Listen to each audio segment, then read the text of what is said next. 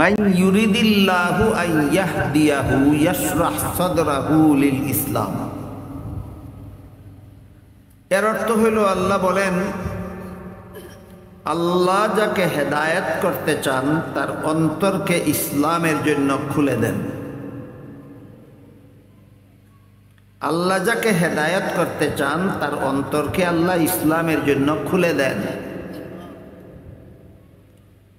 এখানে আমাদের ব্যাখ্যা সাপেক্ষে কয়েকটা কথা আছে বুঝার মতো। একটা কথা হইল হেদায়েত কাকে বলে, আর একটা কথা হইল আল্লাহ কাকে হেদায়েত করতে চান। 3 নম্বর কথাটা হইল আল্লাহ যাকে হেদায়েত করতে চান, আল্লাহ যে বললেন তার অন্তরটা ইসলামের জন্য খুলে দেন। কোনো মানুষের অন্তরকে ইসলামের জন্য খুলে দেওয়ার অর্থ কি? বাস এই 3টা কথাই আমি আজকে আপনাদের সামনে তুলে ধরার চেষ্টা করব ইনশাআল্লাহ। দুনিয়াতে ইসলামী যত অনুষ্ঠান আছে, যত প্রতিষ্ঠান আছে, দুনিয়াতে ইসলামের যত প্রচার অভিযান আছে, সবগুলির একমাত্র উদ্দেশ্য মানুষের হেদায়েত। সমস্ত মসজিদ নির্মাণ করা হয় মানুষের হেদায়েতের জন্য, সমস্ত মাদ্রাসা প্রতিষ্ঠা করা হয় মানুষের হেদায়েতের জন্য, সমস্ত ওয়াজ মাহফিলের আয়োজন করা হয় মানুষের হেদায়েতের জন্য। আল্লাহ সমস্ত আসমানি কিতাব নবী রাসূলগণের কাছে নাজিল করেছেন মানুষের হেদায়েতের জন্য। সর্বশেষ নবীর কাছে সর্বশেষ আসমানি কিতাব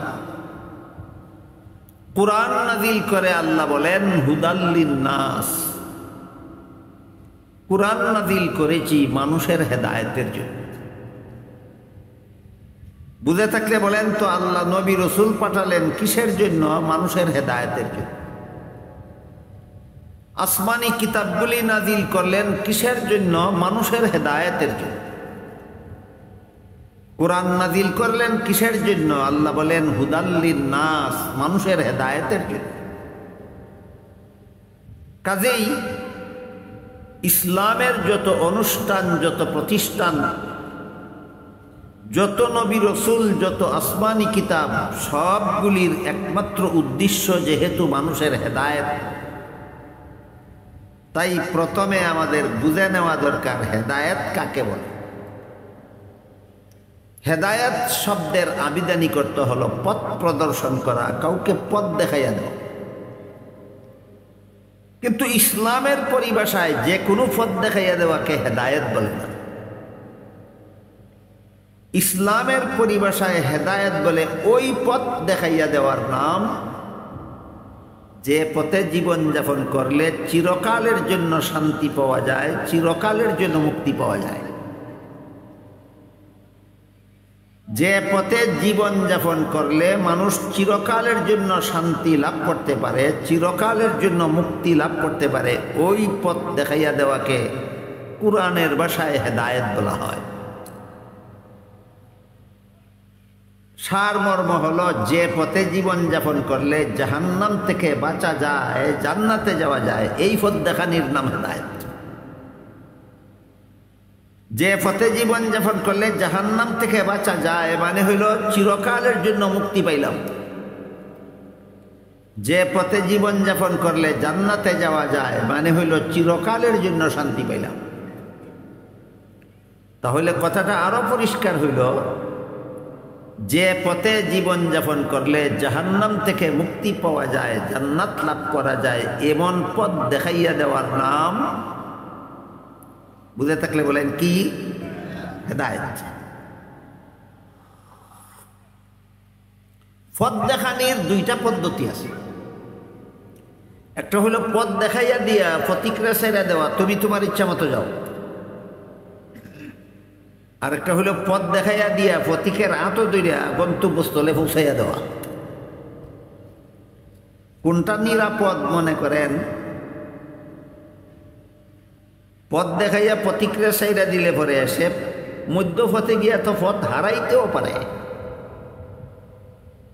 কিন্তু প্রতিক্রিয়া যদি আপনি হাতে দুইটা গন্তব্যস্থলে যেখানেও যাইব ওইখানে পৌঁছাইয়া দেন, সে আর পথ হারানির আশঙ্কা নাই। তাহলে পথ দেখানির যে দুইটা পদ্ধতি, একটা পথ দেখাইয়া ছেড়ে দেওয়া আর একটা গন্তব্যস্থলে পৌঁছাইয়া দেওয়া। আপনারা কি মনে করেন দুই পদ্ধতির মধ্যে কোন পদ্ধতিটা নিরাপদ? দ্বিতীয়টা হইল পৌঁছাই দেওয়া, আর প্রথমটা হইল শুধু দেখাইয়া দেওয়া। প্রথম প্রকারের হেদায়েত আল্লাহ সমস্ত মানুষকে করে থাকেন, একটা মানুষকে বাদ দেন না। আল্লাহ হযরত ইব্রাহিম আলাইহিস সালামের মাধ্যমে নমরুদকেও প্রথম প্রকারের হেদায়েত করেছেন, পথ দেখাইয়া দিয়েছেন জাহান্নাম থেকে নাজাতের। মুসা আলাইহিস সালামের মাধ্যমে আল্লাহ ফেরাউনকেও জাহান্নাম থেকে নাজাতের পথ দেখাইছেন। মুহাম্মাদুর রাসূলুল্লাহ সাল্লাল্লাহু আলাইহি ওয়াসাল্লামের মাধ্যমে আবু জাহালকেও আল্লাহ জাহান্নাম থেকে বাঁচার পথ দেখাইছেন। এইভাবে দুনিয়ার সমস্ত মানুষকে আল্লাহ পাক রব্বুল আলামিন প্রথম প্রকারের পথ দেখান, প্রথম প্রকারের হেদায়েত করেন।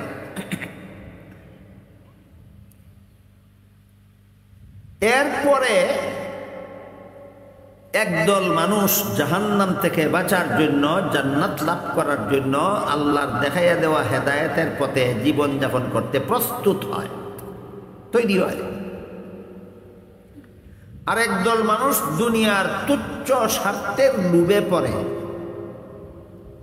আল্লাহ যে জাহান্নাম থেকে বাঁচার পথ দেখাইছিলেন নবীগণের দ্বারা, আল্লাহ যে জান্নাতে যাওয়ার পথ চিনাইছিলেন নবীগণের দ্বারা, দুনিয়ার তুচ্ছ স্বার্থের লোভে সেই পথে চলতে রাজি থাকে না।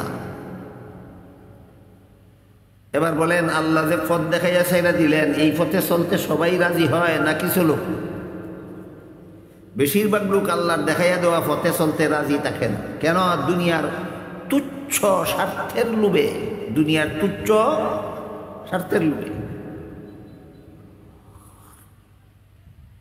যেমন ধরেন, হাদিস শরীফে রাসূল করিম সাল্লাল্লাহু আলাইহি ওয়াসাল্লাম বলেন, নামাজ হইল বেহেশতের চাবি। কোরআনের বিভিন্ন আয়াতে আল্লাহ বলেছেন, যেই ব্যক্তি ঠিক মতে নামাজ পড়বে সে জান্নাতে যাবে। জান্নাতে যাওয়ার একটা পথ হইল নামাজ পড়া। হাদিসে আল্লাহর রসুল বলে দিয়েছেন, কোরআনে আল্লাহ পাক রব্বুল আলামিন বলে দিয়েছেন, জান্নাতে যাওয়ার একটা কাজ হইল নামাজ পড়া। কোরআনে আল্লাহ বহু আয়াতে বলেছেন, যে নামাজ পড়বে ঠিক মতো সে জান্নাতে যাবে। জান্নাতে যাওয়ার একটা ক্লিয়ার একটা পথ, ঠিক মতে নামাজ পড়া। কিন্তু সমাজে বহু মানুষ এমন আছে যারা নামাজের টাইমে মনে করে, এখন যদি আমি নামাজে যাই তাইলে আমার শাস্ত্রলে যে বন্ধু বান্ধব নিয়ে আড্ডাখানাটা যে জমছে, এখন নামাজও গেলে আমার আড্ডার মজাটা নষ্ট হয়ে যায়। এখন যে মজার খেলাটা জমছে, এখন যদি নামাজও যাইতে আমার মজার খেলা নষ্ট হয়ে যায়। এখন যদি আমি দোকান বন্ধ করে নামাজে যাই তাইলে আমার বেচা কিনা নষ্ট হইয়া যায়। যে নামাজে তারে ব্যস্ত নিত ইটা সাইডা দিছে, যে খেলা কয়েক মিনিটের আমোদ ফুর্তি, এই মজার হবে। আমার কথা যদি আপনারা বুঝে থাকেন তাহলে বলেন, এমন লোক কত বড় বুদ্ধিমান! 3 মিনিটের গপ্প করার লোভে, কি 3 মিনিটের খেলার আনন্দের লোভে, 3 মিনিটের রং তামসার আনন্দের লোভে যেই নমাজে জান্নাতে পৌঁছাইব, এই নমাজ ছেড়ে দিল। বলেন, আল্লাহ তারে জান্নাতে যাওয়ার পথ চিনাইছিলেন কিনা? চিনাইছিলেন। সে কি না চিন্না পথটা ছাড়ল, না জান্না শুননা ছাড়ল? কিসের লোভে? জান্নাত থেকে আরো বড় জিনিসের লোভে, না তুচ্ছ জিনিসের লোভে। এইভাবে যারা আল্লাহ জান্নাতে যাওয়ার পথ নবীগণের মাধ্যমে আলিমগণের মাধ্যমে দেখাইয়া দেওয়ার পরে চিনাইয়া দেওয়ার পরেও দুনিয়ার তুচ্ছ স্বার্থের লোভে ওই পথে চলতে রাজি হয় না, আল্লাহ তাদেরকে হাতে দইরা গন্তব্যস্থলে পৌঁছায় না। তুই তোর পথ চাইরা যেই জাহান্নামে যেতে মনে চাই সেই জাহান্নামে যা। আর যে ব্যক্তি মনে করে যে বন্ধু বান্ধব নিয়ে গল্প গুজবের আনন্দে আমার চিরকাল যাবে না, খেলাধুলার আনন্দে আমার চিরকাল যাবে না, দোকানদারির মুনাফা আমার সাথে কবরে যাবে না, কাজেই জাহান্নাম থেকে বাঁচতে হইলে পরকালে জান্নাতে যাইতে হইলে এই সমস্ত তুচ্ছ স্বার্থ বাদ দিয়া সময় মতো নামাজটা আমার পড়তেই হবে। আল্লাহ পাক রব্বুল আলামিন বলেন, এই লোকটাকে আমি আল্লাহ আমার কুদরতি হাতে তার আত দইরা জান্নাত পর্যন্ত পৌঁছাইয়া দেব।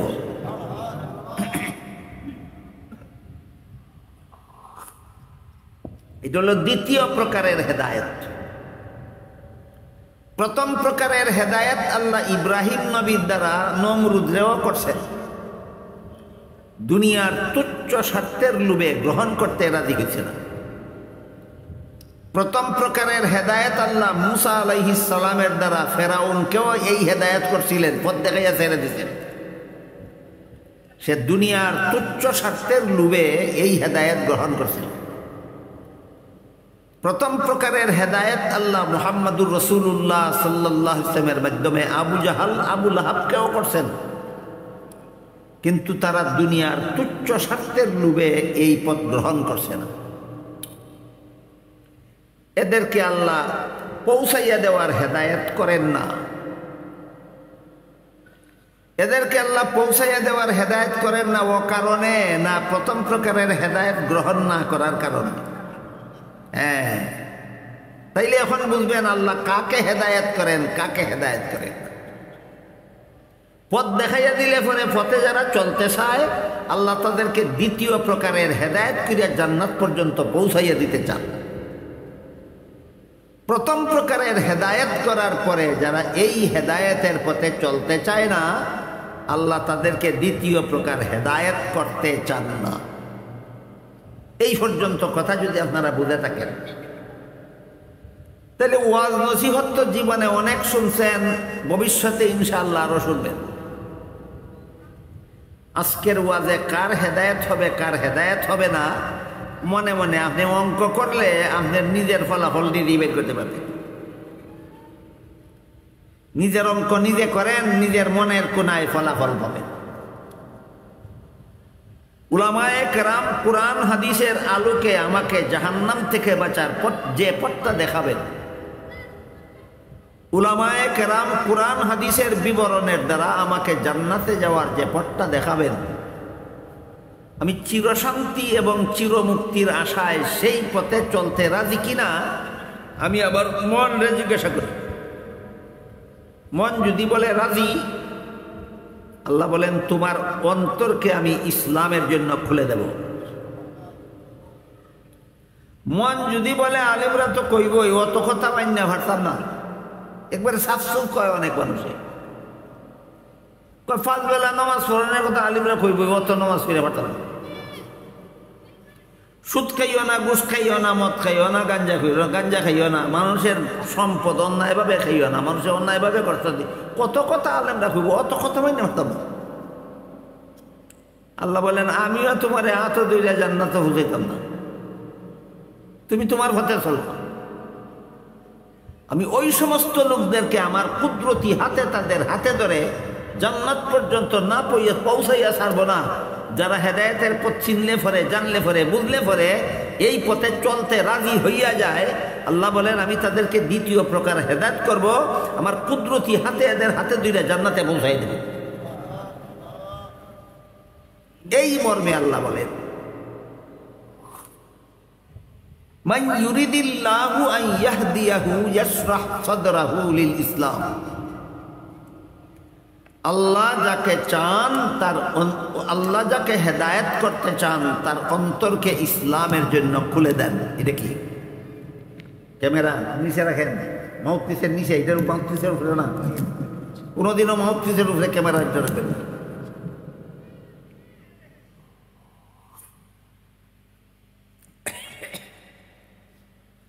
তাহলে আল্লাহ বললেন আল্লাহ যাকে হেদায়েত করতে চান তার অন্তরকে ইসলামের জন্য খুলে দেন। এবার আপনারা বলুন আল্লাহ কাকে হেদায়েত করতে চান? যে হেদায়েত চিনলে পরে মানতে চায়, যে হেদায়েত চিনলে পরে মানতে চায়, আল্লাহ বলেন আমি তার অন্তরকে ইসলামের জন্য খুলে দিই।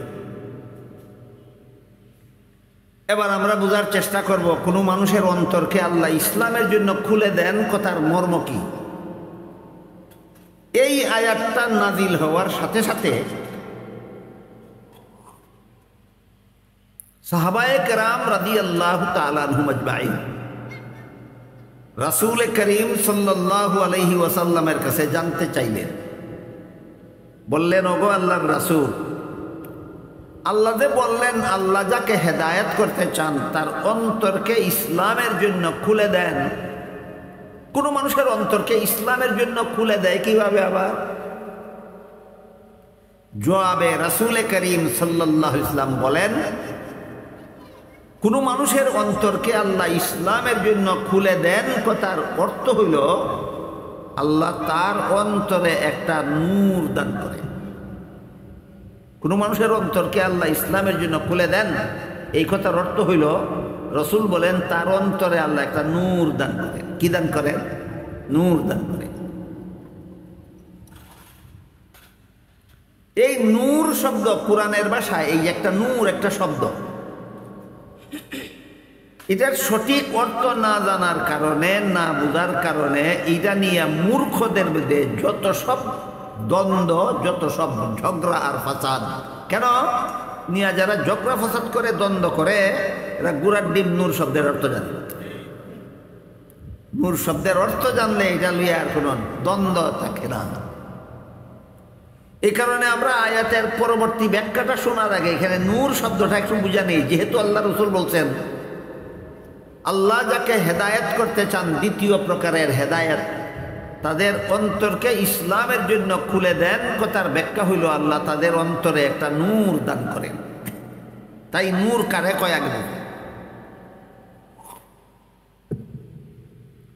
আবেদানিক অর্থে আবেদানিক অর্থে নূর শব্দের অর্থ হইল আলো। নূর শব্দের অর্থ আলো, যেমন বাতির আলো, সূর্যের আলো, চন্দ্রের আলো ইত্যাদি ইত্যাদি আলো। এ আলোকে আবিদানি করতে নূর বলা হয়। কিন্তু ইসলামের পরিভাষায় দিনের আলো, চন্দ্রের আলো, বাতির আলো এগুলিকে নূর বলে না। ইসলামের ভাষায় নূর শব্দকে আলো অর্থে নয়, হেদায়েত অর্থে ব্যবহার করা হয়। এই জন্য কোরআন হাদিসে আল্লাহকে নূর বলা হয়েছে বিভিন্ন জায়গায়। কোরআন হাদিসের বিভিন্ন জায়গায় কোরআনকেও নূর বলা হয়েছে।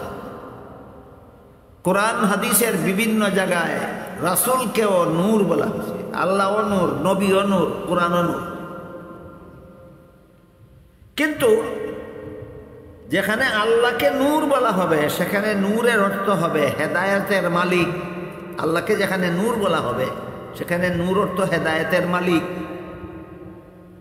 যেমন আল্লাহ এক আয়াতে বলেন আল্লাহু নূরুস সামাওয়াতি ওয়াল আরদ, আল্লাহ আসমান জমিনের নূর। এখানে নূর কারে বলা হইল? আল্লাহরে। আল্লাহরে নূর বললে অর্থ কি দাঁড়ায়? হেদায়েতের মালিক। আসমান জমিনে যা কিছু আছে সব কিছুকে হেদায়েত করার মালিক হইলেন আল্লাহ। মানুষের হেদায়েতের মালিক আল্লাহ, ফিরিস্তার হেদায়েতের মালিক আল্লাহ, জীবজন্তুর হেদায়েতের মালিক আল্লাহ। আল্লাহকে যখন কোরআন হাদিসে নূর বলা হয় তখন নূরের অর্থ হয় হেদায়েতের মালিক। কোরআনকে এবং রাসূলকে যখন কোরআন হাদিসে নূর বলা হয় তখন নূর অর্থ হেদায়েতের মালিক নয়, নূর অর্থ হেদায়েতের মাধ্যম। কোরআনের আয়াতে কোরআনকেও নূর বলা হয়েছে। আমরা বুঝবো কি কোরআন হেদায়েতের মালিক না হেদায়েতের মাধ্যম? কোরআনের আয়াতে নবীকেও নূর বলা হয়েছে। এখানে আমরা কি বলবো? নূর অর্থ হেদায়েতের মালিক না হেদায়েতের মাধ্যম? হেদায়েতের মাধ্যম। হেদায়েতের মাধ্যম কুরআনও, হেদায়েতের মাধ্যম নবীও, হেদায়েতের মাধ্যম আলেমরাও। কাজেই আলিমরে যদি নূর বলা হয়, নবীরে যদি নূর বলা হয়, কুরআনকে যদি নূর বলা হয়, তখন নূরের অর্থ হবে হেদায়েতের মাধ্যম, মালিক না। আল্লাহকে যদি নূর বলা হয়, তখন অর্থ হবে হেদায়েতের মালিক। এ মর্মে আল্লাহ পাক রব্বুল আলামিন এক আয়াতে বলেন, ইন্নাকা লা তাহদি মান আহবাবতা ওয়ালাকিন্নাল্লাহা ইয়াহদি মান ইয়াশা। হে রাসূল করিম সাল্লাল্লাহু আলাইহি ওয়াসাল্লাম, আবু তালিব আপনার বড় মহব্বতের চাচা।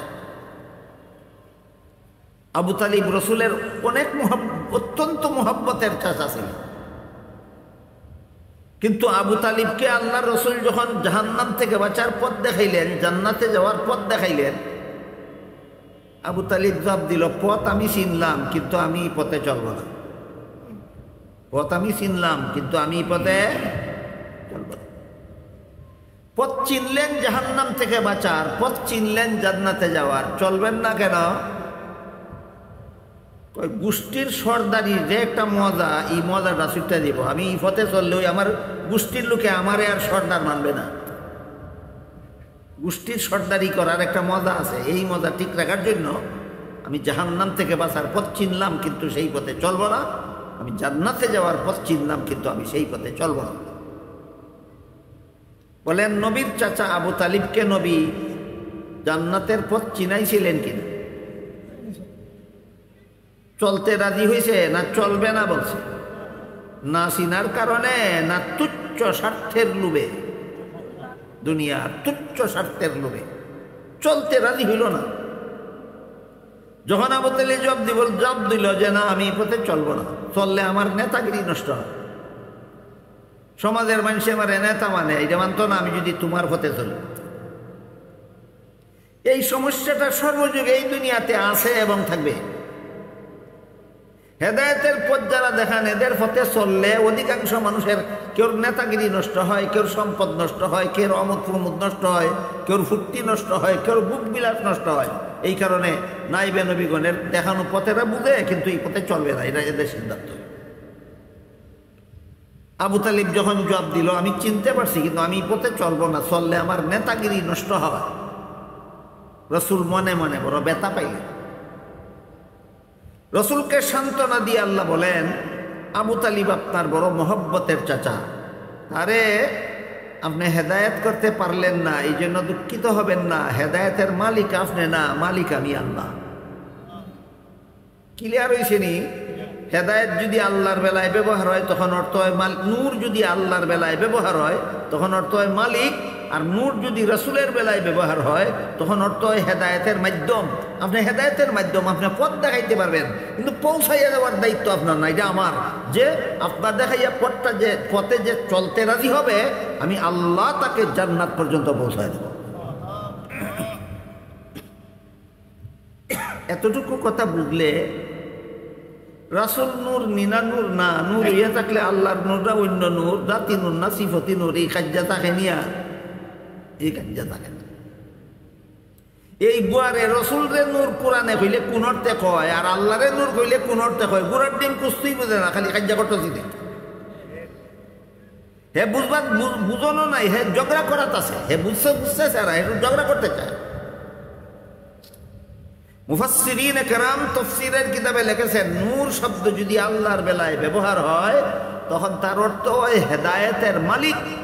নূর যদি নবী রাসূলের বেলায় ব্যবহার হয়, কুরআনের বেলায় ব্যবহার হয়, নূর যদি আলেমগণের বেলায় ব্যবহার হয়, নূর যদি জ্ঞানের বেলায় ব্যবহার হয়, নূর যদি এলিমের বেলায় ব্যবহার হয়, এর অর্থ হয় হেদায়েতের মাধ্যম। এর অর্থ হয় হেদায়েতের মাধ্যম। তাহলে আল্লাহ নূর, রসুল নূর, অসুবিধা কি? আল্লাহ নূর মানি হেদায়েতের মালিক, আর রসুল নূর মানি হেদায়েতের মাধ্যম। তাকে নিয়ে আর কোনো ঝগড়া থাকে। এবার সামনের দিকে যাই। সাহাবায়ে কেরাম জিজ্ঞেস করলেন, ওগো আল্লাহর রাসূল, আল্লাহ যে আয়াত নাজিল করে বললেন আল্লাহ যাকে হেদায়েত করতে চান তার অন্তরকে ইসলামের জন্য খুলে দেন, আমরা জিজ্ঞাসা করলাম যে কোনো মানুষের অন্তরকে ইসলামের জন্য খুলে দেওয়ার ব্যাখ্যা কি?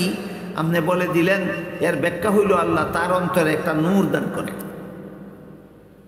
এখন আমরা বুঝতে চাই কার অন্তরে আল্লাহ হেদায়েতের নূর দান করলেন আর কার অন্তরে হেদায়েতের নূর দান করলেন না, এটা বুঝার উপায় কি? অন্তর এমন একটা অঙ্গ যেটা চোখে দেখা যায়, নূরও এমন একটা জিনিস যা চৌকে দেখা যায়। চৌকে দেখা যায় না, অন্তরের মধ্যে চৌকে দেখা যায় না নূর আল্লাহ দান করলেন। আমি বুঝবো কিভাবে কার অন্তরে আল্লাহ হেদায়েতের নূর দান করলেন আর কার অন্তরে হেদায়েতের নূর দান করলেন না? বুঝার উপায় কি?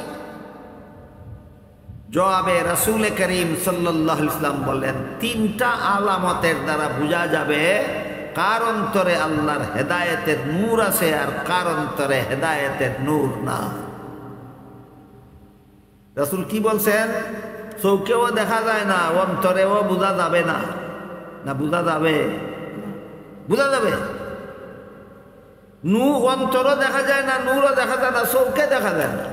কিন্তু কার অন্তরে আল্লাহ দেখা যায় না জিনিসটা দান করলেন? রাসূল বলেন যদিও চৌকে দেখো না, কিন্তু তিনটা আলামতের দ্বারা তুমি বুঝতে পারবে কার অন্তরে হেদায়েতের নূর আল্লাহ দান করেছেন আর কার অন্তরে দান করেছেন। এবার বলুন, অন্তরও চোখে দেখা যায় না, নূরও চৌকে দেখা যায় না, কিন্তু কার অন্তরে আল্লাহ হেদায়েতের নূর দান করলেন বুঝার উপায় আসেনি? আছে। রাসূল কি বলছেন? কত আলামতের দ্বারা বোঝা যাবে? তিন আলামতের দ্বারা বোঝা যাবে। এই তিনটা আলামত আল্লাহ রাসূল বলে দিয়েছেন। আপনারা শুনলে পরে মনোযোগ দিয়ে শুনলে ইনশাআল্লাহ অবশ্যই বুঝবেন। বুঝলে পরে প্রত্যেকে মনে মনে টের পাবেন আপনার অন্তরে হেদায়েতের নূর আছে কিনা। আমারটা আপনি টের নাও পাইতে পারে, আপনারটা আমি টের নাও পাইতে পারি, কিন্তু আমরা প্রত্যেকে রসুলের বর্ণিত তিন আলামত বুঝলে প্রত্যেকে আমরা মনে মনে বুঝতে পারবো যে আমার অন্তরে আল্লাহর হেদায়েতের নূর আছে কিনা। বুঝে থাকলে এবার বলেন রাসূল কি বলছেন? তিন আলামতের দ্বারাও বোঝা যাবে না, না বোঝা যাবে? তিন আলামতের দ্বারা বোঝা যাবে কার অন্তরে হেদায়েতের নূর আছে আর কার অন্তরে হেদায়েতের নূর নেই। তিন আলামতের প্রথম আলামত আল্লাহ রসুল বলেন, প্রথম আলামত হইল যার অন্তরে আল্লাহ হেদায়েতের নূর দান করেছেন সে দুনিয়ামুখী হবে না। এই কথাটা মনে রাখেন, ব্যাখ্যা বুঝবেন একটু পরে। কথাটা জীবন বর মুখস্থ করে রাখবেন, ভুলবেন না। আল্লাহর রাসূল বলেছেন যার অন্তরে আল্লাহ হেদায়েতের নূর দান করেছেন তার এক নম্বর আলামত হইল সে দুনিয়ামুখী হবে না। বলতে পারবেন? যার অন্তরে আল্লাহ হেদায়েতের নূর দান করেছেন তার এক নম্বর আলামতটা কি? দুনিয়ামুখী হবে। এবার আমরা বোঝার চেষ্টা করি দুনিয়ামুখী কারে কয়। এটা বুঝলে আমি টের পাবো আমি দুনিয়ামুখী না আখিরাতমুখী। আমার বোঝা দরকার দুনিয়ামুখী কারে কয়। রাসূল যে বললেন যার অন্তরে আল্লাহ হেদায়েতের নূর দান করেছেন তার এক নম্বর আলামত হইল মানুষটা দুনিয়ামুখী নয়। দুনিয়ামুখী কারে কয় এর সংক্ষিপ্ত জবাব হইল যে দুনিয়াটাকে অন্যায়ভাবে উপভোগের চেষ্টা করে না। যে দুনিয়াটাকে অন্যায়ভাবে উপভোগের চেষ্টা করে না সে দুনিয়ামুখী নয়। দুনিয়াটাকে অন্যায়ভাবে উপভোগের চেষ্টা যে করে না সে দুনিয়ামুখী। বুঝা থাকলে এবার বলেন, কোন মুসলমানেও চুরি করে না সমাজে? যে মুসলমানে চুরি করে এ আখিরাত উপভোগ করার জন্য না দুনিয়া? ন্যায়সঙ্গতভাবে না, অন্যায়। তাহলে হেদায়েতের নূর তার অন্তরে যে আছে না নাই ফইলা আলামতে ধরা খাইছি। তা আমি কেন টের পাবো না আমার অন্তরে হেদায়েতের নূর আছে কি নাই? যে চুরি করে, যে ডাকাতি করে, যে ছিনতাই করে, যে জবরদখল করে, যে মানুষের সম্পদ অন্যায়ভাবে দখল করে, যে মানুষের অন্যায়ভাবে কষ্ট দেয়, জুলুম অত্যাচার করে, যে সুদ খায়, যে ঘুষ খায়, যে মদ খায়, যে গাঞ্জা খায়, যে দুর্নীতি করে, যে জালিয়াতি করে, এই সবগুলি হইল দুনিয়াকে অন্যায়ভাবে উপভোগ করার ব্যবস্থা, দুনিয়াটাকে অন্যায়ভাবে উপভোগের ব্যবস্থা। এইগুলি যারা করে ধরা খাইল তোমার অন্তরে আল্লাহর দেওয়া হেদায়েতের নূর নাই। কি নাই? নূর। তিন রকমের লুবে পরে মানুষ দুনিয়ামুখী হয়, এটা আরেক কথা। প্রথম নম্বর আলামত বুঝলাম, দুনিয়াটাকে অন্যায়ভাবে উপভোগের চেষ্টা করবে না। মুসলমান হওয়া সত্ত্বেও, আল্লাহর বান্দা হওয়া সত্ত্বেও, নবীর উম্মত হওয়া সত্ত্বেও হাজার হাজার লক্ষ লক্ষ কোটি কোটি মুসলমান দুনিয়াটাকে অন্যায়ভাবে উপভোগের চেষ্টা করে কেন? মুসলমান চুরি করে কেন? মুসলমান ডাকাতি করে কেন? মুসলমান সুদ খায় কেন? মুসলমান ঘুষ খায় কেন? মুসলমান মদ খায় কেন? মুসলমান গাঞ্জা খায় কেন? মুসলমান দুর্নীতি করে কেন? মুসলমান জালিয়াতি করে কেন? তিন প্রকার লোভের কারণে। বলেন কোন মুসলমান দুনিয়াটাকে অন্যায়ভাবে উপভোগের চেষ্টা করে কত কারণে? তিনটা লোভের কারণে। একটা লোভের নাম হুব্বে জাহ, আর একটা লোভের নাম হুব্বে মাল, আর একটা লোভের নাম হুব্বে নিসওয়ান। বাংলায় মানের লোভ, ধনের লোভ, নারীর লোভ। একদল মুসলমান ফদের লোভে ফিরে দুনিয়াটারে অন্যায়ভাবে উপভোগ করতে চায়, একদল মুসলমান ধনের লোভে ফিরে দুনিয়াটারে অন্যায়ভাবে উপভোগ করতে চায়, একদল মুসলমান নারীর লোভে ফিরে দুনিয়াটাকে অন্যায়ভাবে উপভোগ করতে চায়। কত লোভে ফিরে মুসলমান দুনিয়ামুখী হয়? তিনটা।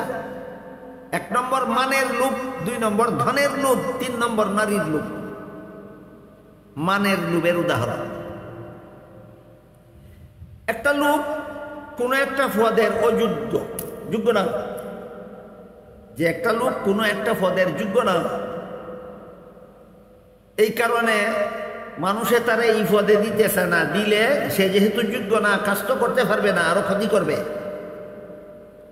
এই কারণে মানুষে তারা এই পদে দিতে রাজি না। কিন্তু সে চলে বলে কলে কৌশলে পদটা দখল করে নিয়েই যায়। এত দুনিয়ামুখী। কত নম্বর লোভে? এক নম্বর, এটার নাম পদের লোভ। এক নম্বর পদের লোভ। এই সমস্ত পদের লোভীর ব্যাপারে হাদিস শরীফে রাসূল করিম সাল্লাল্লাহু আলাইহি ওয়াসাল্লাম বলেন, কতগুলি জঘন্যতম পাপ আছে, এই পাপে লিপ্ত অবস্থায় যারা মরবে, কাল হাসরের বিচারে আল্লাহ এদের প্রতি রহমতের দৃষ্টিতে তাকাবেন না। এর মধ্যে একটা জঘন্যতম পাপ হইল আম্মা কাউমান ওয়াহুম লাহু কারিহুন। তার অযোগ্যতার কারণে, তার দুষ্টামির কারণে মানুষে তারে এই পদে দিতে রাজি না, কিন্তু সে চুরি কইরা হইলেও, ডাকাতি কইরা হইলেও পদটা দখল কইরা নিয়ে যায়। কতদিনের পদ? চিরকালের না কিছুদিনের?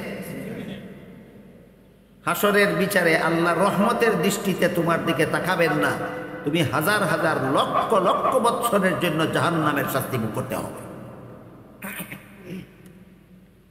গেল প্রথম প্রকারের লোভে ফিরে যারা দুনিয়ামুখী হয়, এদের পরিণাম। বাংলাদেশে এই প্রথম প্রকারের লোভী কোনো মুসলমান নেই। এরা হেদায়েতের পথ না চিন্না, না জান্না বুঝো, ওই আবু তালিবের মতো। মনে আসেনি? আবু তালিবের কথা মনে আসেনি?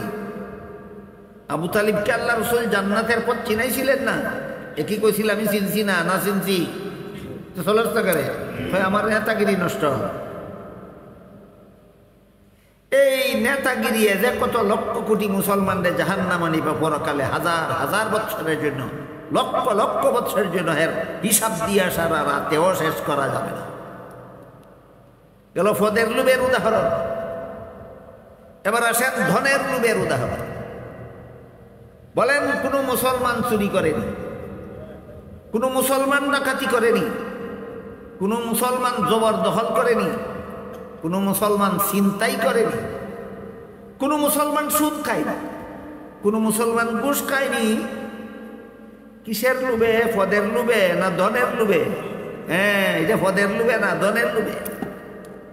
সুরে বারবার চুরি করে ধরা খাইয়া জুতার মাইর খায়, এরপরও চুরি করে। সুরে বারবার চুরি করে ধরা খায়, ধরা খাইয়া জুতার বাড়ি খায়, তারপরও চুরি করে। জুতার বাড়ি খাইয়াও চুরি করে, পদের লুবে না ধনের লুবে? ধনের লুবে। তাহলে চোর, ডাকাত, জবরদখলকার, ছিনতাইকারী, সুদখোর, ঘুষখোর, এইগুলি দুনিয়ামুখী। কত নম্বর লুবে পড়ে? 2 নম্বরের লুবে পড়ে, দুনিয়ামুখী।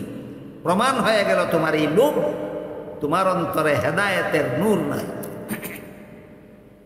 3 নম্বর লোভ হইল নারীর লোভ। নারীর লোভ কেমন? এরা নারীকে যেখানে সেখানে উপভোগ করতে চায়। সুজা কথা, যেখানে সেখানে উপভোগ করতে চায়। হাদিস শরীফে রাসূল করিম সাল্লাল্লাহু আলাইহি ওয়াসাল্লাম বলেন, নারীকে উপভোগ করার পদ্ধতি 6টা। 1 নম্বর হইল চোখের দ্বারা উপভোগ করা। আপনারা যারা যারা সাবালক আছেন, আপনারা জবাব দিবেন। একটা সাইকোলজিক্যাল ব্যাপার, মনস্তাত্ত্বিক ব্যাপার। নাবালকরা গুড়ার ডিম বুঝেই না, কি জবাব দেব? এই জন্য বলছি আপনারা যারা সাবালক আছেন জবাব দিবেন। একটা যুবক পুরুষ একটা যুবতী মহিলাকে বেপরদা অবস্থায় দেখতে আনন্দ লাগে কিনা, এই প্রশ্নের জবাব কোন কোন নাবালক শিশু দিতে পারবে? পারবে।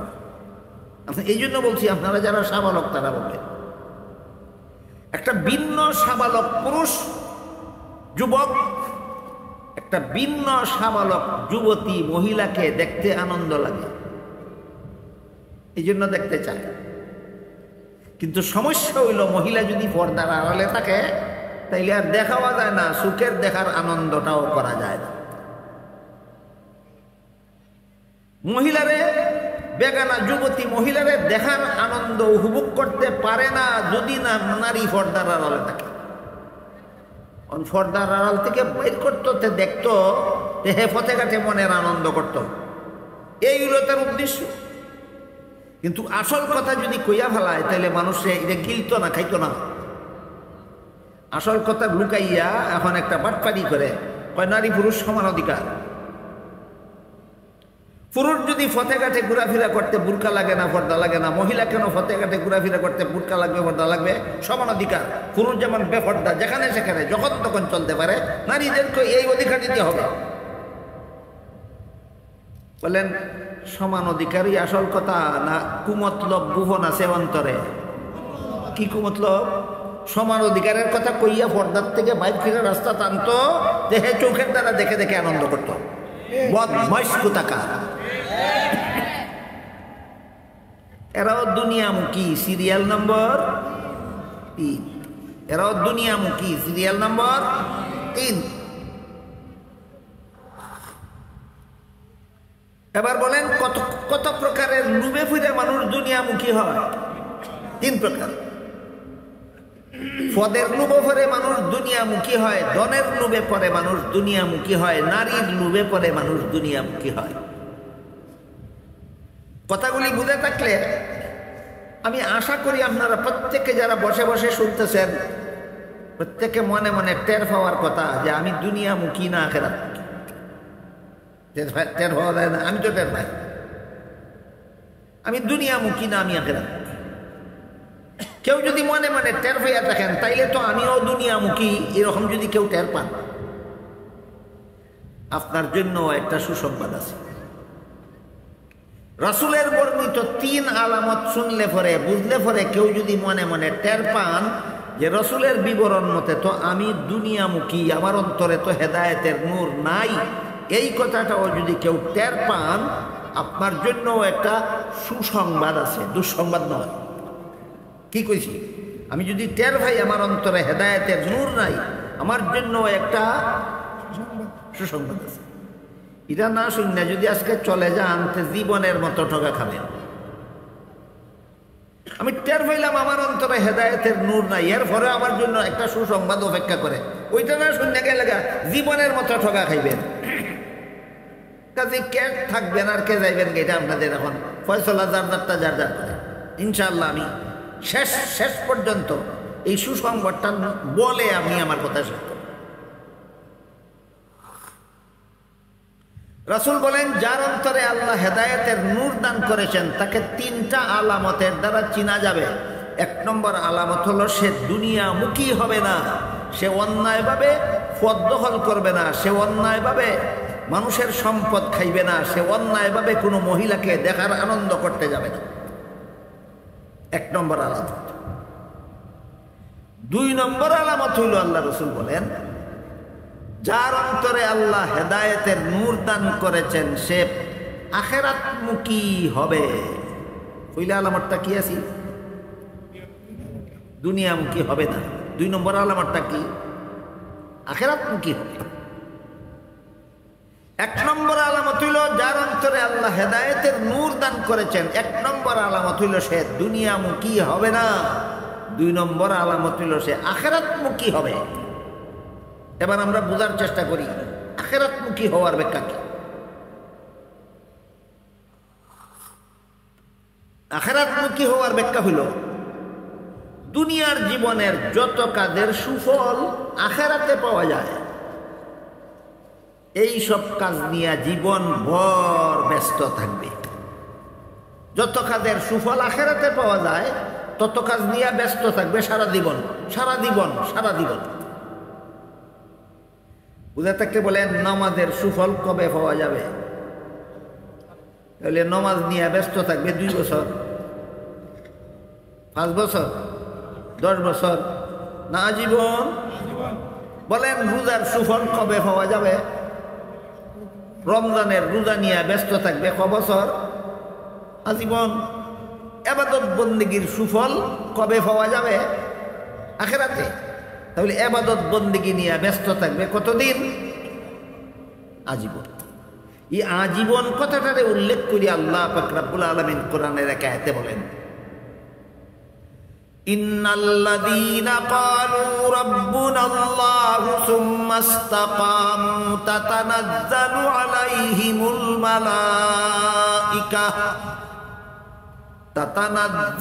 আলাইহিমুল মালাইকাতু আল্লা তাখাফু ওয়া লা তাহজানু ওয়া আবশিরু বিল জান্নাতিল্লাতী কুনতুম তুআদুন। আল্লাহ বলেন, যারা আল্লাহকে রব স্বীকার করবে, অর্থাৎ আল্লাহর উপর ঈমান আনবে, সুম্মা ইসতাকামু, এরপরে আল্লাহর ইবাদতে লিপ্ত থাকবে মরণ পর্যন্ত। আল্লাহর উপরে ঈমান আনার পর যারা আল্লাহর ইবাদতে লিপ্ত থাকবে মরণ পর্যন্ত, সুম্মা ইসতাকামু, অটল থাকবে। আয়াতের তাফসীরে লেখা আছে কতদিন? মরণ হবে না যতদিন। আল্লাহর উপরে ঈমান আনলাম, যতদিন মরণ না হবে ততদিন পর্যন্ত আল্লাহর ইবাদত নিয়ে ব্যস্ত থাকলাম। তাইলে যত কাজের সুফল আখিরাতে পাওয়া যায়, অর্থাৎ আল্লাহর ইবাদত বন্দেগী, তত কাজে ব্যস্ত থাকবে কতদিন? জীবন আছে ততদিন। এই হইল আখিরাতমুখী হওয়ার ব্যাখ্যা। 2 নম্বর আলামত যে এই লোকটা আখিরাতমুখী হবে, এর ব্যাখ্যা হইল আল্লাহর ইবাদত বন্দেগী নিয়ে ব্যস্ত থাকবে মরণ পর্যন্ত। এমন লোকরেও মরণকালে শয়তানে বেঈমান বানাবার জন্য সারা জীবন যত চেষ্টা করে, মরণকালে তার চেয়ে বেশি চেষ্টা করে। বুঝে থাকলে বলেন, একটা মানুষ, একটা মুমিন মুসলমানকে বেঈমান বানাবার জন্য শয়তানে সারা জীবন যত চেষ্টা করে, মরণকালে এর চেয়ে কম না বেশি করে? বেশি করে।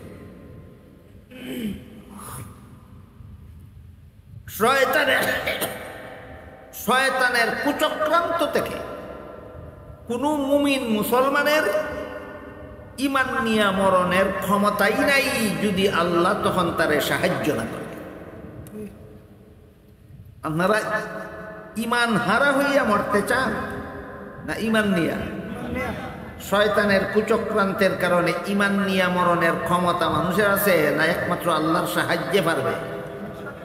এই কথা জীবনে যেন আমরা কেউ বলে না যায়, কোনো দিন যেন এই কথাটা বলে না যায় যে আমার মরণটা ঈমানের সাথে হইলে আমি চিরস্থায়ী জাহান্নাম থেকে বাঁচবো, আমি জান্নাত লাভ করতে পারবো। কিন্তু মরণের সময় ঈমান নিয়ে মরণের ক্ষমতা নাই আমার। ইবলিসের চক্রান্ত থেকে ঈমান নিয়ে মরতে হলে একমাত্র আল্লাহর সাহায্য ছাড়া আর কোনো গতি নাই। তাইলে আমার মরণের সময় আল্লাহ কিভাবে আমার ঈমান নিয়ে মরণের কাজে সাহায্য করবেন? বিবরণ দিয়ে আল্লাহ বলেন, ইন্নাল্লাযীনা ক্বালু রাব্বুনাল্লাহু সুম্মা ইসতাকামু তাতানাজ্জালু আলাইহিমুল মালাঈকাতু আল্লা তাখাফু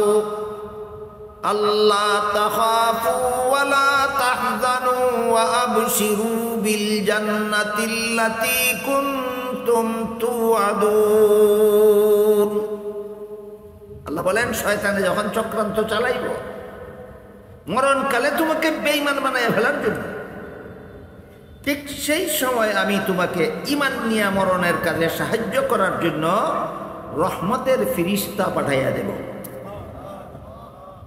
আল্লাহ আমার ঈমান নিয়ে মরণের কাজে সাহায্য করার জন্য কাকে পাঠাবেন? রহমতের ফিরিস্তা পাঠাবেন। আয়াতের ব্যাখ্যায় তাফসীরের কিতাবে লেখা আছে, রহমত আল্লাহর প্রেরিত রহমতের ফিরিস্তাকে দেখা মাত্রই সে শয়তানের বেঈমান বানাবার চক্রান্ত থেকে মুক্ত হয়ে যাবে। শয়তানে যে চক্রান্ত জাল ফাঁদছিল বেঈমান বানাইতো, ফিরিস্তারে দেখে ওই চক্রান্ত জাল থেকে মুক্ত হয়ে যাবে। বুঝে থাকলে বলেন, মরণকালে আমি শয়তান আমাকে বেঈমান বানাবার জন্য যে চক্রান্ত জালটা পাঠাবে, এই জাল থেকে মুক্ত হব রহমতের ফিরিস্তা, আল্লাহর রহমতের ফিরিস্তা পাঠানো ফিরিস্তা দেখলে না দেখলে। কিন্তু দুঃখের বিষয়, বর্তমান সমাজের বেশিরভাগ মুসলমান রহমতের ফিরিস্তা যেন মরণের সময় কেন জীবনেও কোনোদিন তার ঘরে ঢুকতে না পারে এই ব্যবস্থা আগের থেকে করে রাখে। এটা হলো মুসলমানের বুদ্ধিমানের কাম। মরণের সময় আইবা তুমি, আমার মরণের আগেও তুমি যেন আমার ঘরে ঢুকতে না পারো। এই কামটা মুসলমানে কেমনে করে? হাদিস শরীফে রাসূল করিম সাল্লাল্লাহু আলাইহি ওয়াসাল্লাম বলেন, লা তাদখুলুল মালাইকাতু বাইতান ফীহি কালবুন আও তাসবীর। আল্লাহ রাসূল বলেন, যে ঘরে নিষ্কর্মা কুত্তা জায়গা দেওয়া হয়, নিষ্কর্মা কুত্তা বলতে যে কুত্তা রাত্রে সুর বাড়ি ঢুকলে সুর ধরতে পারে না, যে কুত্তারে শিকার ধুইয়া দরবার লেগে সারলে শিকার ধুইয়াই না মালিকরে জীবিত ফেরত দেয় না, এটা কামের কুত্তা না নিষ্কর্মা? আল্লাহ রাসূল বলেন, যার ঘরে নিষ্কর্মা কুত্তা জায়গা দেয় রহমতের ফিরিস্তা তার ঘরে কোনোদিন ঢুকবে না। আর যার ঘরে বিলাসিতার ছবি রাখে, কিসের ছবি? বিলাসিতার ছবি রাখে, আল্লাহর রাসূল বলেন তার ঘরে কোনোদিন রহমতের ফিরিস্তা ঢুকে না। বিলাসিতার ছবির উদাহরণ হইল, আপনি হজে যাবেন, পাসপোর্ট করতে হবে, ফটো ছাড়া ছবি ছাড়া পাসপোর্ট হয় না। ছবি তুললেন, পাসপোর্ট বানাইলেন, ভিসা ছাড়া যাওয়া যায় না। ছবি তুললেন, ভিসা লাগাইলেন, এই ছবিটার নাম হইল বিলাসিতার ছবি না? টেকা বসত ছবি লাগাইলেও এই ছবি করে থাকলেও রহমতের ফিরিস্তা ঢুকবে আপনাকে ঈমান নিয়ে মরণের কাজে সাহায্য করেন। কিন্তু আপনার একটা মানুষকে আপনার পছন্দ হয়েছে, তাকে ছবি তুলে করে রেখে দিল। আপনার মার ছবি, বাবার ছবি, ছেলের ছবি, মেয়ের ছবি, বউর ছবি, দাদার ছবি, শ্বশুরের ছবি, শাশুড়ির ছবি, কোন টেকায় তুলে রাখছেন ঘর? বিলাসিতা। আল্লাহর রাসূল বলেন, তোমার ঘরে রহমতের ফিরিস্তা ঢুকবে না। শুধু মরণকালে না, জীবনকালেও? জীবনকালেও তোমার ঘরে রহমতের ফিরিস্তা ঢুকবে না। মরণকালে তোমার ঈমান নিয়ে মরণে সাহায্য করবে কে?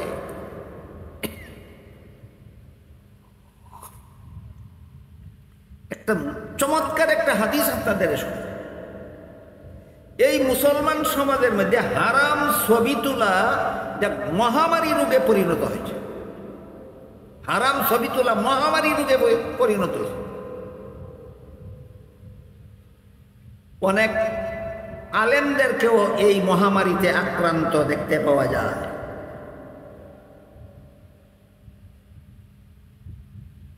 মূর্খ মানুষে হারাম কাজ করলে হারাম হয়, আলিমে হারাম কাজ করলে হালাল হইয়া যায় না ডাবল হারাম হয়?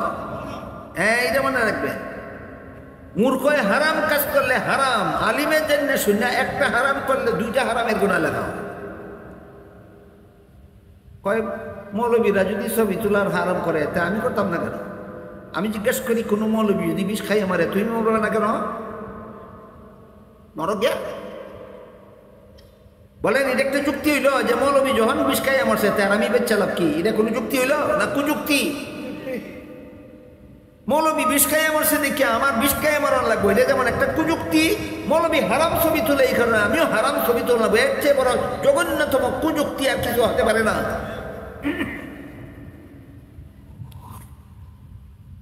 এই জন্য হারাম ছবি তোলার মহামারীতে যারা আক্রান্ত, মৌলবী হন আর জাহিল হন, হারাম ছবি তোলার মহামারী রোগে যারা আক্রান্ত তাদের জন্য একটা চমৎকার একটা হাদিস শোনাই, শুনেন। হাদিসটা হলো, একবার রাসূল করিম সাল্লাল্লাহু আলাইহি ওয়াসাল্লাম বাজার থেকে একটা ময়ূরের ছবি ছাপা চাদর কিনিয়া বড় লটকে এনেছিলেন। চাদরের মধ্যে ছোট ছোট ময়ূরের ছবি ছাপা সমস্যা হয়েছে, প্রিন্টিং করছে, চাদরকে ডিজাইন করছে। চাদরটারে অনেকগুলি ছবি ছাপাইয়া চাদরের মধ্যে, এই চাদর যারা বাইন করে বুনে এরা চাদরের ডিজাইন করছে। এরকম ময়ূরের ছবি ছাপা ডিজাইন করা একটা চাদর আল্লাহ রাসূল কিনিয়া ঘরে লটকে রাখলেন। পরের দিন জিবরিল ফিরিস্তা ওহী নিয়ে আসলেন। অন্যদিন ওহী নিয়ে ঘরের ভিতরে নবীর কাছে যান, এদিন ওহী নিয়ে আসলেন নবীর কাছে, ঘরে না গিয়ে বাইরে দাঁড়ায়। নবী জিজ্ঞেস করেন, ও জিবরিল, যতদিন ওহী নিয়ে আসো আমার ঘরে আসো, আমার কাছে আসো, আমি ঘরে থাকলে ঘরের ভিতরে আসো। আজকে ওহী নিয়ে আসলে তুমি আমার কাছে আসো না কেন, ঘরের ভিতরে আসো না কেন, বাইরে দাঁড়ায় রইলে কেন? জিবরিল বলেন, ওগো নবীজি, আজকে যে ওহী লিয়ে আইছি ওহী আমার আপনার ঘরে ঢুকতে দেয় না। আজকে যে ওহীটা নিয়ে আইছি এই ওহী আমাকে দেয় না আপনার ঘরে ঢুকতে। জিবরিল বলেন, রাসূল বলেন, আজকে কি ওহী লিয়ে আইছো যে ওহী তোমারে আমার ঘরে ঢুকতে দেয় না? জিবরিল বলেন, আজকের ওহী হইল, আজকের থেকে যার ঘরে কোনো মানুষের ছবি অথবা কোনো জীবজন্তুর ছবি থাকবে তার ঘরে আমি জিবরিল এবং আমার অধীনস্থ কোনো রহমতের ফেরেশতা জীবনে মরণে কোনোদিন ঢুকবে না। এই কারণে আজকের ওহী আমারে আপনার ঘরে ঢুকতে দেয়। নবী বলেন, ও জিবরিল, আজকে ওহী লই আইছো, বড় ছবি এখন হারাম।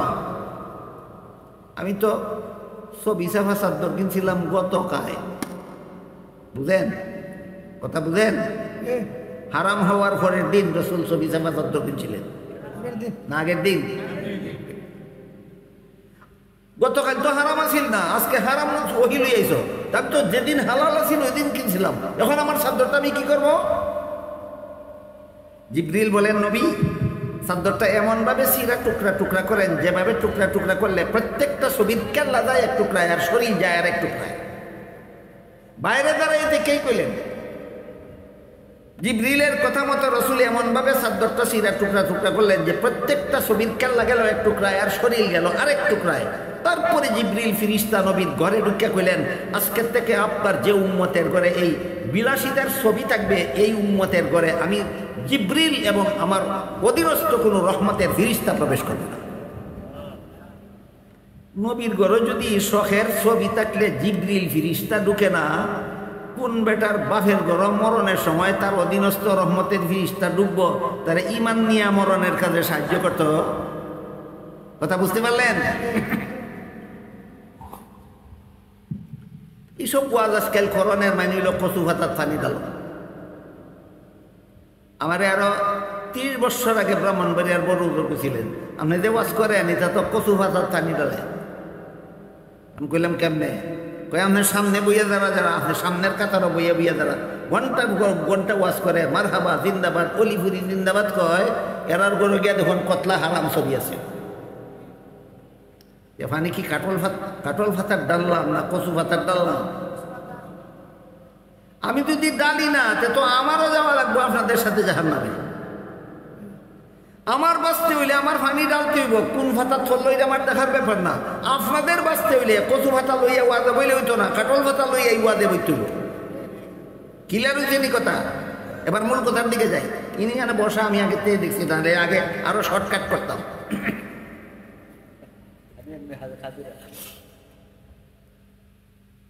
রাসূল করিম সাল্লাল্লাহু আলাইহি ওয়াসাল্লাম বলেন, আল্লাহ যাদের অন্তরে হেদায়েতের নূর দান করেছেন তাদেরকে তিনটা আলামতের দ্বারা চিনা যাবে। এক নম্বর আলামত, সে দুনিয়ামুখী হবে না। দুই নম্বর আলামত, আখিরাতমুখী হবে। আখিরাতমুখী হবে কথার ব্যাখ্যা, যত কাজের সুফল আখিরাতে পাওয়া যায় তত কাজ নিয়ে ব্যস্ত থাকবে মরণ পর্যন্ত। মরণ শুরু হইলে পরে তোমার সকরাত শুরু হওয়ার আগ পর্যন্ত যদি তুমি আল্লাহর হুকুম পালনে অটল থাকো, মরণ শুরু হইলে পরে শয়তানে আর বেঈমান বানাইতে পারবে না। আমি রহমতের ফিরিস্তা পাঠাইয়া তোমারে ঈমান নিয়ে মরণের কাজে সাহায্য করব। এই কথাটা বোঝাবার জন্য আল্লাহ বলেন, তাতানাজ্জালু আলাইহিমুল মালাইকা, আমি আল্লাহ রহমতের ফিরিস্তা পাঠাই। তাইলে যার অন্তরে আল্লাহ হেদায়েতের নূর দান করেছেন তার চিনার দুই নম্বর আলামত যে সে ইবাদত বন্দেগী নিয়ে ব্যস্ত থাকবে কতদিন? মরণ পর্যন্ত। এইটা হইল আমাদের স্মরণ রাখার কথা। কতদিন? মরণ পর্যন্ত। এরপরে রাসূল বলেন, যার অন্তরে আল্লাহ হেদায়েতের নূর দান করেছেন তারে চিনার তিন নম্বর আলামত হইল সে মরণের জন্য তৈরি হবে। মরণের জন্য তৈরি হবে। এখানে একটা প্রশ্ন জাগে যে মরণের জন্য তৈরি আবার কি তা? তাইলে ভালোই হয়েছে, আমি তৈরিও হইতাম না, মরণ হইতো না। আপনারা কি মনে করেন ব্যাপারটা এমন? না না, তুমি তৈরি থাকো আর না থাকো, মরণের নির্ধারিত সময়ে মরণ হবে। তাইলে মরণের জন্য তৈরি কি আর যাওয়ার দোয়া হওয়ার দরকারটা কি? এই প্রশ্নের জবাব বোঝার জন্য সংক্ষেপে আর দুইটা হাদিসের সারমর্ম করি। এক হাদিসে উল্লেখ আছে, আল্লাহ রসুল বলেন, যেই মানুষটা আল্লাহর সাথে সাক্ষাৎ করতে চায় আল্লাহ তারে সাক্ষাৎ দিতে চায়, আর যেই মানুষটা আল্লাহর সাথে সাক্ষাৎ করতে চায় না আল্লাহ তারে সাক্ষাৎ দিতে চায় না। সাথে সাথে উম্মুল মুমিনিন নবীর বিবি আয়েশা রাদিয়াল্লাহু আনহা জিজ্ঞাসা করলেন, ওগো আল্লাহর রাসূল, আল্লাহর সাথে সাক্ষাৎ তো মানুষের মরণের আগে হবে না, আল্লাহর সাথে সাক্ষাৎ হবে মরণের পরে। আপনি যে বললেন যে আল্লাহর সাথে সাক্ষাৎ করতে চায়, আপনার কথাই বোঝা গেল যে মরতে চায়, কারণ মরণ আগে তো সাক্ষাৎ হবেই না। তাহলে কে মরতে চায়? রাসূল বলেন, হে আয়েশা, তুমি আমার কথার ব্যাখ্যা বুঝো। আয়েশা বলেন, তাহলে ব্যাখ্যা বলেন। রাসূল বললেন, আমার কথার ব্যাখ্যা হইল, সারা দুনিয়ার সমস্ত মানুষের মরণ দুই প্রকার। সারা দুনিয়ার সমস্ত মানুষের মরণ দুই প্রকার। একদল মানুষের মরণকালে আজরাইল ফিরিস্তা আসে এবং তারে আগে জাহান্নাম দেখায়। এই আধুনিক বিজ্ঞানের যুগে অনেকের প্রশ্ন জাগে, আমরা তো কত মানুষের কাছে মরণের সময় ছিলাম, আজরাইলের যে এই লোকটারে মরলো সময় জাহান্নাম দেখাইলো, আমি তো তার কাছে বসা ছিলাম, আমি দেখলাম না কেন? এটা হলো শয়তানের শিখাইয়া দেওয়া প্রশ্ন। আমি জিজ্ঞেস করি, একটা কামরার ভিতরে যদি আপনার বন্ধু ঘুমন্ত থাকে আর আপনারা পাঁচজন তার কাছে বসা থাকেন, আপনার ঘুমন্ত বন্ধু যদি স্বপ্নে দেখে লন্ডন চলে গেছে, ঘুম ভাঙলে কইব নি আমি দেখছি লন্ডন গেছিলাম? হইতো না? তখন যদি ফাঁস বন্ধু মিল্লা হয়, বাট পার তোর কাছে আমরা বসা ছিলাম, তুই যে লন্ডন গেছ দেখছো, আমরা দেখলাম না। এই প্রশ্নের যেই জবাব, ওই প্রশ্নের ঘুমন্ত মানুষ স্বপ্নে যা দেখে, জাগ্রত মানুষ জীবনে কোনোদিন তা কিছু দেখে না। ঠিক তেমনি ভাবে মরণকালে মানুষ যা দেখে, দুনিয়ার যারা সকরাত শুরু হয়েছে না তারা এর কিছুই দেখে না। কথাটা বুঝবার লাগে আল্লাহ মানুষের জীবনে স্বপ্নের ব্যবস্থা রাখছে। তো রাসূল বলেন, একদল মানুষের মরণকালে আজরাইল ফিরিস্তা এসে আগে তারে জাহান্নাম দেখায়, দেখাইয়া কয়, এই জাহান্নাম থেকে আল্লাহ তোরে নাজাত দিছে। তারপরে তারে জান্নাত দেখায় এই জান্নাতে আল্লাহ তোমার ঠিকানা সাব্যস্ত করছে। এরপরে রাসূল বলেন, আজরাইলের এই দুইটা কাণ্ড দেখিয়া, যে জাহান্নাম দেখাইয়া কইছে আল্লাহ এটার থেকে তোমারে মুক্তি দিছে, আর জান্নাত দেখাইয়া আজরাইলে কইছে যে তোমার ঠিকানা এখানে আল্লাহ সাব্যস্ত করছে, এই কথা আজরাইলের মুখে শুনিয়া দুনিয়ার সব কিছু ভুলে যায়, মা বাবা ছেলে মেয়ে বাড়ি ঘর ধন সম্পদ আত্মীয় স্বজন বন্ধু বান্ধব কিচ্ছুই তার মনে থাকে না, শুধু যেই জান্নাতটা দেখতেছে সেই জান্নাতের দিকে যাওয়ার জন্য পাগল পারা হইয়া যায়। আর আজরাইলকে বলে অতি সত্বর আমাকে আমার ঠিকানা নিয়ে যাও, অতি সত্বর আমাকে আমার ঠিকানা নিয়ে যাও। এই লোকটা আল্লাহর সাক্ষাতে যাইতে চায়, আল্লাহ তারে সাক্ষাৎ দিতে চায়। এইরকম মরণ রাফ জীবনযাপনে হয় না, এটার জন্য রেডি হওয়া লাগে, তৈরি হওয়া লাগে। বলেন এইরকম মরণ যেমনে মনে চাই মরলে হয় না, এমন মরণের জন্য প্রস্তুতি লাগে। এই জন্য রাসূল বলেন এইরকম মরণের জন্য প্রস্তুতি গ্রহণ করবে জীবনভর।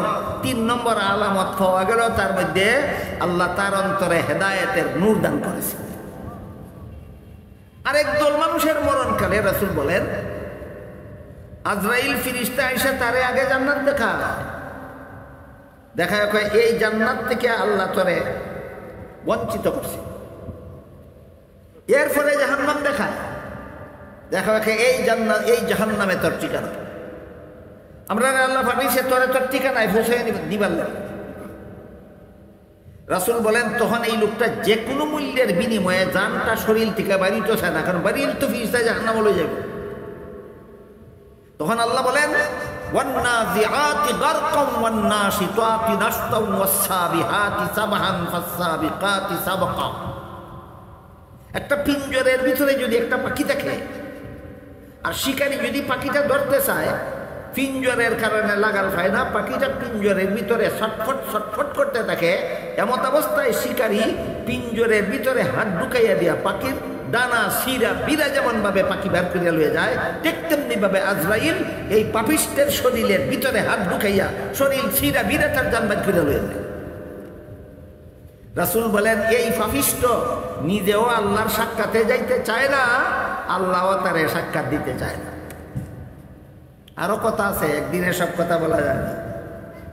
প্রথম লোকটা, যেই লোকটা জান্নাতের ঠিকানা দেখাইয়া আজরাইলে জান বের করছিল, এই লোকটারে দাফনের পরে প্রতিদিন সকালে একবার বিকালে একবার তারে তার জান্নাতের ঠিকানা দেখানো হয়। জান্নাতের সুখ শান্তি বুক বিলাস পাইয়া যত আনন্দ হয়, সকালে জান্নাতের ঠিকানা দীক্ষা তার থেকে বেশি আনন্দ, বিকালে আবার তার জান্নাতের ঠিকানা দীক্ষা তার চেয়ে বেশি আনন্দ হয়। আর দ্বিতীয় লোকটা, যেই লোকটারে জাহান্নামের ঠিকানা বলে আজরাইল তার জান বের করে লইয়া গেছে, কবর জীবনে সকালে একবার তার জাহান্নামের ঠিকানাটা একবার দেখানো হয়, বিকালে তার জাহান্নামের ঠিকানাটা আবার দেখানো হয়। হাদিস শরীফে উল্লেখ আছে যে কবরে আযাব যত বুক কইরা যত কষ্ট পায়, সকাল বিকালে জাহান্নামের ঠিকানাটা দীক্ষা এর চেয়ে বেশি কষ্ট হয়। কেন? একমাত্র কারণ হেদায়েত চিনার পরেও হেদায়েত গ্রহণ করতে রাজি ছিল না। মনে আসেনি? হেদায়েত চিনার পরে আমরা যদি হেদায়েত গ্রহণ করতে রাজি থাকি, আল্লাহ বলেন ইয়াশরাহ লাহু সাদরাহু লিল ইসলাম, আল্লাহ আমার অন্তরকে ইসলামের জন্য খুলে দেবেন। ইসলামের জন্য খুলে দেওয়ার ব্যাখ্যা, আমার অন্তরে আল্লাহ একটা নূর দান করবেন। নূর দান করলেন কিনা 3 আলামতের দ্বারা চেনা যাবে। 1 নম্বর আলামত, আমি দুনিয়ামুখী হব না। 2 নম্বর আলামত, আমি আখিরাতমুখী হব। 3 নম্বর আলামত, ওই জান্নাতি লোকটার মরণের মতো মরণ যেন আমার হয়, এই ব্যাপারে আমি সদা সর্বদা সচেষ্ট থাকব। রাসূল বলেন প্রমাণ হয়ে গেল তোমার অন্তরে আল্লাহর দেওয়া হেদায়েতের নূর আছে।